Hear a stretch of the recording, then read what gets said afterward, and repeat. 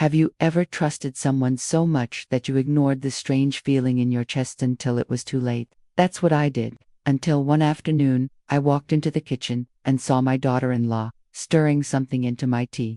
Her back was turned, but the way she moved, it wasn't just casual. It wasn't normal. There was something calculated about it, something cold. She didn't know I was watching, and I didn't say a word. I just stood there, still as stone. I watched her finish, turn around with a smile on her face, and hand me the cup like it was just another day. But that day wasn't normal. That tea wasn't just tea. And that smile wasn't love. It was a trap. I'm Eleanor. I'm 76 years old, and I never thought I'd be telling a story like this. I raised my kids with everything I had. I cooked, I cleaned, I worked nights to pay for school shoes and braces. I did it all with love, never expecting anything in return. But when I fell last winter and couldn't live alone anymore, it was my son who said, "Come stay with us, Mom," and I believed him. I thought I was finally going to rest, to be taken care of for once. I thought I was safe. At first, it felt like family. I moved into the small room near the laundry, and I didn't complain. I followed their rules. I stayed quiet. I tried not to get in the way. But slowly, things started to shift. My daughter-in-law, let's call her Jenna, stopped making eye contact. The warm dinners turned into cold leftovers. And my son, he just drifted. Always too busy. Always tired. Never around. I didn't want to be a burden. Maybe you've felt that too, the guilt of aging. The fear of being too much for people you love. So I shrank myself. I smiled. I stayed quiet. But sometimes, when you silence yourself for too long, you start to hear everything more clearly. And what I heard, I wish I hadn't. The incident with the tea wasn't the beginning, but it was the moment everything changed.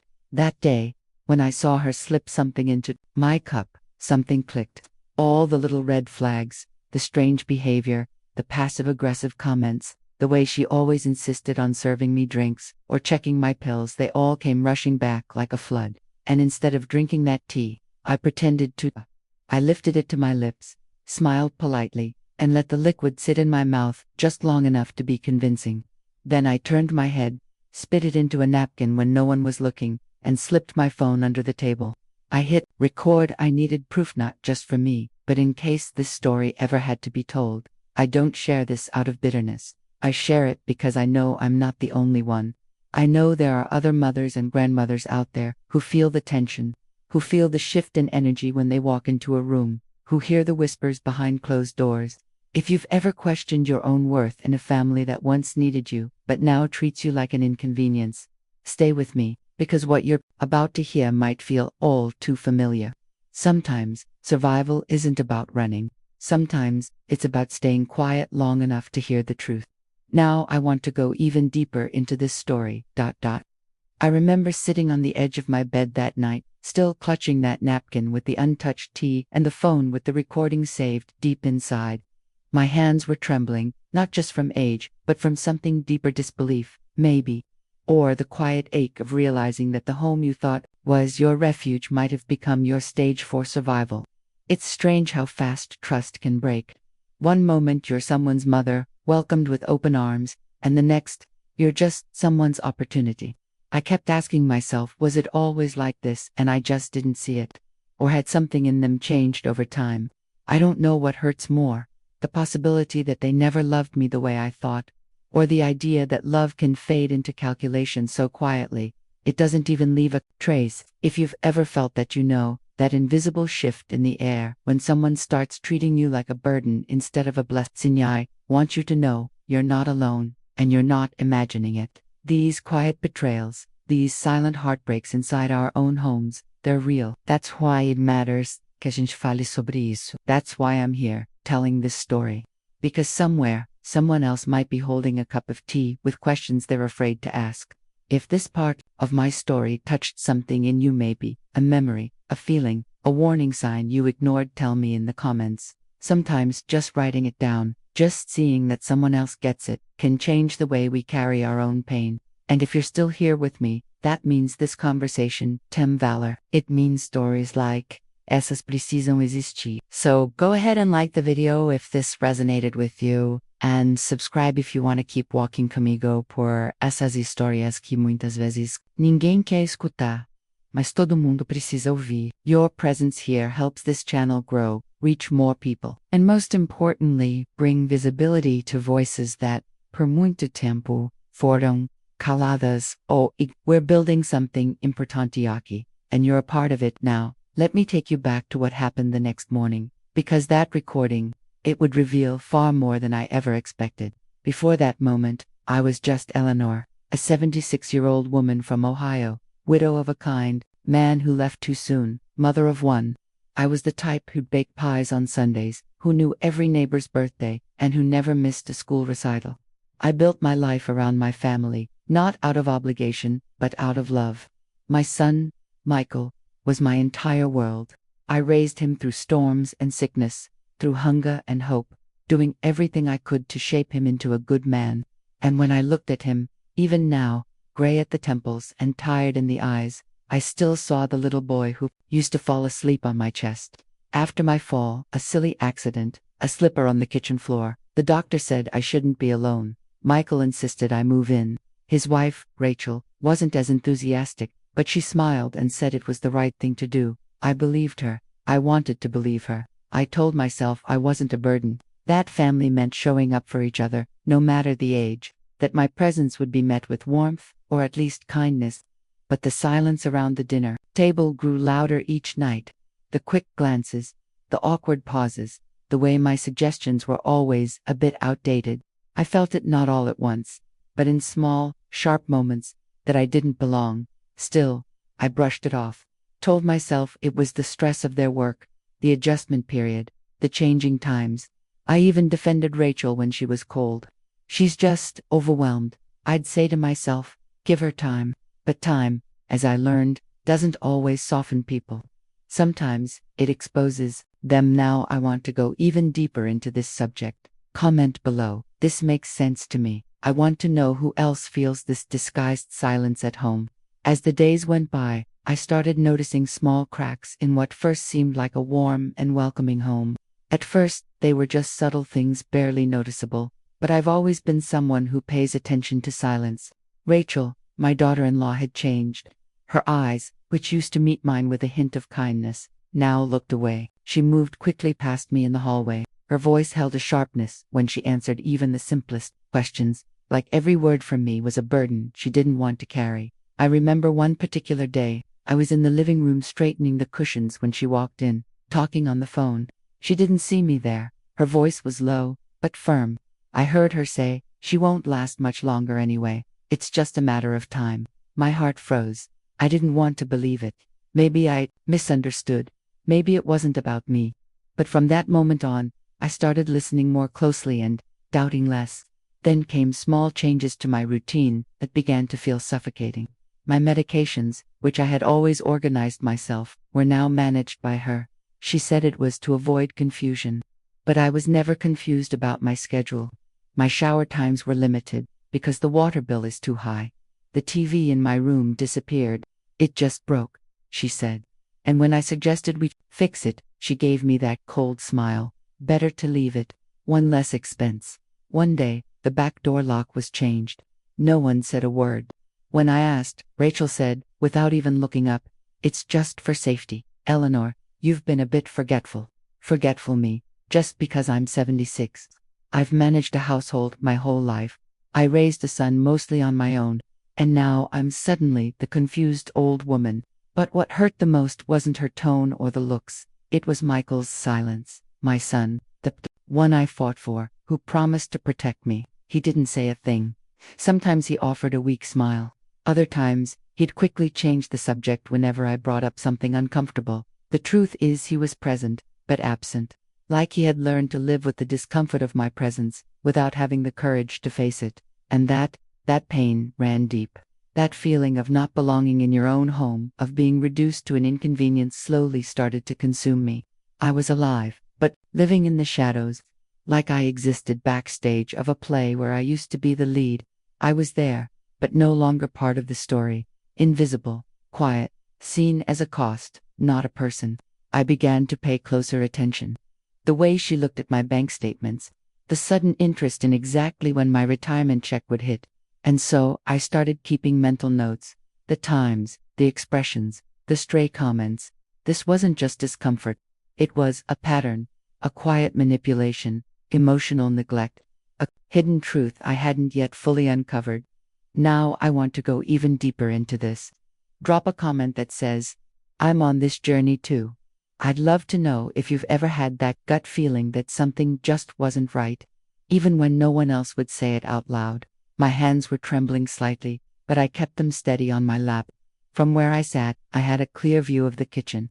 I was supposed to be watching TV, but my ears were tuned to the faint sounds coming from behind the half-closed door. I heard the cupboard open, the sound of a spoon clinking gently against porcelain, and then something more, something that made my heart drop, a whisper, not words I could fully understand, but a tone, a mutter under her breath. My daughter-in-law, she was making my tea. Now, I know what that sounds like. Suspicion, paranoia. But when you've spent 76 years on this earth, and most of them dedicating your life to family, you learn to read the silences, the coldness in a smile, the pause before a reply, the way someone glances at you when they think you're not looking. I'd been noticing it for weeks now, the way she rushed me through meals, the way she sighed every time I asked for help with something simple. Her words were still polite, but her eyes said something else. So when I saw her stir the tea, hesitate, and then add a pinch of something from a small, unmarked jar, something she pulled from the back of the spice shelf, I felt a knot tighten in my stomach, and not just from fear, from the awful realization that maybe, just maybe, the person I had trusted under my roof, the one who had married my only son, was capable of doing something deliberate, something dangerous. I reached for my phone slowly. My hands were dry, my fingers a little stiff. I opened the camera, hit record, and angled the phone just enough to catch the movement in the kitchen, careful not to draw attention. She turned slightly as she poured the tea, and I saw it that moment, where her eyes darted toward the door, toward me. She didn't know I was watching. She didn't know I was recording. A few minutes later, she brought the cup to me with a smile so wide it felt rehearsed. "Your favorite," she said, placing the tea on the little table beside me. Her tone was sweet, too sweet. My voice caught in my throat, but I smiled back. "Thank you, dear." I let the steam rise. I watched her leave the room and disappear down the hallway. Then, I tilted the cup, letting just enough of the liquid touch my lips for show, but not enough to taste. And while I pretended to enjoy it, I kept the phone recording. The rest of that day passed in a haze. Every word she spoke felt like a performance. Every gesture, pouring more tea, adjusting my pillows, seemed calculated. I couldn't stop thinking about what I saw. What could she have added? Something harmless. Something to make me sleep longer. Or worse. That night, when they were asleep, I watched the footage again and again, zooming in on her hands, her face, the angle of the jar. I started to feel something rising inside me. Not just fear anymore. Not sadness. Something deeper. Something old and buried. A need to protect myself. A need to uncover the truth. That's the thing about getting older. People assume you're too slow, too fragile, too naive to notice the details. But when life starts shrinking around you, when your world becomes the walls of someone else's home, you begin to notice everything. Every change in tone, every schedule shift, every little secret they think they're hiding. I didn't sleep much that night. I lay in bed, heart pounding, thinking back to every odd interaction from the past few weeks. The way my son avoided eye contact when I asked about my finances. The way she insisted on handling all my medications. And now, the tea. Now I want to go even deeper into this story. Comment here. I'm on this journey. My hands were trembling as I sat back down at the kitchen table. I had pretended to sip the tea, but inside, every nerve in my body was screaming. I placed the cup carefully on the saucer, hiding my trembling fingers, and tried to keep my voice steady while asking her how her day had been. She smiled falsely, tensely, and responded with an unusual kindness that only made the hairs on my neck rise. But the phone in my pocket was recording. That was my only anchor in that moment, my only sense of control. Later that evening, when I finally got the courage to play back the audio, I sat on the edge of my bed, alone, clutching that phone like it was my last connection to the truth. And then I heard it, the soft clink of the teaspoon, the shuffle of her footsteps, and her voice. Not to me, but to someone on a call right before I had walked in. The recording caught just enough. She's not suspicious yet. But I think it's time. We can't wait forever. I paused the recording. My heart dropped into my stomach. Time for what? Wait for what? The words played over and over in my head like a dark riddle. I had spent decades of my life raising a family, building a home, giving love without limits. And now here I was, listening to my daughter-in-law talk like I was some obstacle to be removed, not a human being, not the mother of the man she chose to build a life with, not a person with memories, dignity, or worth. The rest of the recording was muffled. I could hear Cup's sigh, and then her footsteps. But that sentence, "we can't wait forever," echoed louder than anything. I didn't want to believe it. I didn't want to admit what my gut already knew. This wasn't just about tension in the house or rude comments. This was bigger, darker. There was an intention, a decision being weighed. It felt like I was standing at the edge of something I couldn't quite see but could definitely feel. That night, I couldn't sleep. I lay in bed with the light off, staring at the ceiling, my thoughts racing through every past conversation, every weird look, every decision I had brushed off as just stress. I remembered her complaining about my medications, about how expensive things were. I remembered how she started managing my calendar, canceling appointments, or changing the times without asking me. I thought about how my favorite mug had gone missing, my lucky one with the chipped edge, and how now she always insisted I drink from the new floral cup she'd bought. All these details suddenly took on a new meaning. They weren't random. They were part of something calculated. The truth is, I felt betrayed, not just by her, but by my son too. Because in his silence, in his absence, he had chosen a side, and it wasn't mine. It was easier for him to turn a blind eye, to assume that everything was fine. But I wasn't fine, and I had proof that something was deeply wrong. The next morning, I played the recording again, this time with headphones, trying to catch every word, and that's when I heard something else. After I had entered the room, after I had sat down, there was a whisper. I could barely make it out, but it was her voice, low and urgent. "She has to drink it tonight." My breath caught in my throat. I paused the audio. The room spun. This wasn't paranoia. This was real. There was no more room for doubt. Whatever she had put in that tiat wasn't harmless, and whatever she was planning, it had a deadline. Now I want to go even deeper into this moment, into that strange transformation that happens when fear gives way to clarity, when silence is no longer an option, and the truth, no matter how terrifying, demands action. Because what I discovered next turned everything upside down. Right there, I'm on this journey to BAFTA. I didn't scream, I didn't accuse, I didn't even raise my voice. That day, when the pieces finally fit together, when I heard the audio and replayed every detail of that cup of tea, knew silence would be my strongest armor. There's something about quiet truth that shakes the ground harder than any shout ever could. I calmly picked up my phone, saved the recording, and forwarded it to one person I knew I could trust, my oldest friend, Helen. We hadn't spoken in months, but she always had a sharp mind and an even sharper sense of justice.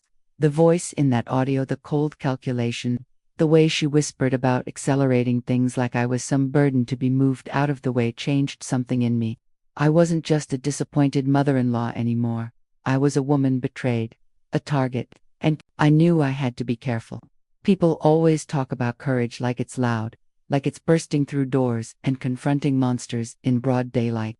But real courage, the kind that blooms in old age, after a lifetime de-silenced emotions and subtle endurance, is quiet. It's methodical. It's choosing to protect yourself even when your heart wants to explode. Helen responded almost immediately. She didn't hesitate. She said, "Get those files backed up in 3 places, and talk to a legal advisor." Now, it was like her words snapped me out of the fog I'd been living in. I followed her instructions. I sent the audio to a lawyer her daughter had recommended, and I backed it up on a flash drive and an old email account I hadn't used in years. I even wrote a letter in my handwriting explaining everything, just in case something ever happened to me. I didn't want to be a paranoid old woman, but I also didn't want to be a silent one anymore. The hardest part came when I finally decided to show my son the truth. He'd always been so wrapped around his wife's words, so distant with me, so convinced that my concerns were just the ramblings of a lonely elder. But I had to try. I waited until she was out for the evening and sat him down in the living room, the same space where we used to watch cartoons together when he was little. I pressed play, and I watched his face. At first, disbelief, then discomfort, and then a flicker of fear. Not of me, but of what it meant, of what he had let happen under his own roof. "That can't be her," he said at first. "That doesn't even sound like," but it did. And we both knew it. The cadence, the phrases, even the way she ended the call with that same cold little laugh she always gave when she thought no one was listening. He stood up. He didn't yell either. He just said, "I need air," and walked out. I sat there for a long time, not because I was waiting for him to come back with answers, but because for the first time in months, maybe even years, I felt like I'd reclaimed something. My voice, my truth, my right to feel safe, to not be manipulated, to be more than a bank account or a burden. I didn't know what would happen next, whether he'd choose to protect me or continue denying what he heard, but I knew I had done my part. Now I want to go even deeper into this subject, because what happened next wasn't just about family, it was about systems, about how easily kindness can be used as a disguise, and how age doesn't protect us from being targets sometimes, it makes us easier ones. There are layers beneath the surface of every smile, every polite word, every offer of help. And when you peel them back, you sometimes find something much darker hiding underneath. Comment here. This makes sense to me. I didn't scream. I didn't cry in front of them either. The truth is, there was no more room for tears, only strategy. I saved all the files on my phone, the recording of the teacup, the suspicious phone conversation, the looks she gave across the room when she thought I wasn't watching. I sent everything to my friend Margaret, the only one who always listened without judgment and who knew the kind of coldness that could hide behind a polite smile. Margaret advised me to seek legal help. She said what I had in my hands could be more serious than I imagined, and I knew that it was more than just suspicion. It was proof of a dangerous intention, a calculated manipulation meant to isolate me, weaken me, and maybe slowly erase me. What I didn't know yet was how involved my own son might be. The hardest pain to face was exactly that, the possibility that the boy I had raised so lovingly could be on the other side of this scheme. When he came home that afternoon, he found me sitting in the porch chair with the same calm I had faked on the days. I listened to his footsteps going back and forth without even speaking to me. I asked to talk. He seemed wary, but he came in. I played the audio. That silence on his face, that expression slowly crumbling as he listened. That was the first crack. At first, he tried to deny it. He said I must have misunderstood, that I was delusional because of my age. But the recording spoke for itself. His wife's voice, clear, whispering over the phone. "She's still resisting, but it won't take long. We just need to keep control." He walked out of the room in shock. He didn't yell, didn't reply. He just locked himself in the bedroom. And I understood that silence wasn't just guilt, it was the weight of recognition. I didn't wait for anything else. It was well past time to make my decision. With Margaret's help, she picked me up in her husband's borrowed car. I left the next day with a small suitcase and my dignity intact. No amount of wealth in the world is worth the freedom of knowing who you are, where you came from, and how hard you fought not to be erased. The new house was modest. 1 bedroom, a small kitchen, and a garden that reminded me of the old days when I used to grow herbs with the money from my very first paycheck. There, for the first time in a long while, I could breathe again, and I began to tell this story, not out of revenge, but as a warning, because there are other mothers, other grandmothers, going through similar things, hiding behind sad smiles and forced silences, and no one speaks for them, no one believes them. My story became an open letter, a warning, a way of saying, you are not alone. Old age is not a sentence to submission. Every wrinkle on my face is proof of a fight, and if I can stop even one more woman from being silenced by fear, it will have been worth it. Now, I want to go even deeper into this subject. Comment below. I'm on this journey to ... and maybe that's the part no one tells you about growing old, that survival sometimes means pretending, observing, and learning to walk away without a war. But there's a strength in that silence, a dignity in choosing not to be destroyed by what you uncovered, but to transform that pain into something that might save someone else. Every step I took away from that house was a reminder that I still had a voice, and now, telling this story, I hope it becomes a light for others navigating the same dark corners. So let me ask you something that might hit closer than you expected. Have you ever had to pretend just to protect yourself inside your own family? If that question stirs something in you, write it down below. Comment, I saw the signs. 2. Your words matter here. This is not just my story, it's ours. And when you like this video or leave a comment, you help this channel reach more people who need to know they're not alone in what they feel. If you've made it this far, it means this story touched you in some way. And that's exactly why this channel exists. To give a voice to those who've stayed silent for far too long. If this content resonated with you, brought you clarity, or simply reminded you that you're not alone, go ahead and subscribe. It's the best way to show that these kinds of conversations matter and need to keep happening. And if you felt that deep down, leave a comment saying, "This message was for me." I read every single one with care, because each comment reminds me we're in this journey together, opening our eyes, healing what's been hurt, and moving forward stronger. Also, drop a like, not out of obligation, but because that small gesture helps this story reach others who really need to hear it. And hey, there's a video right here that continues exactly what we've been talking about. Click it and come with me. This conversation isn't over yet.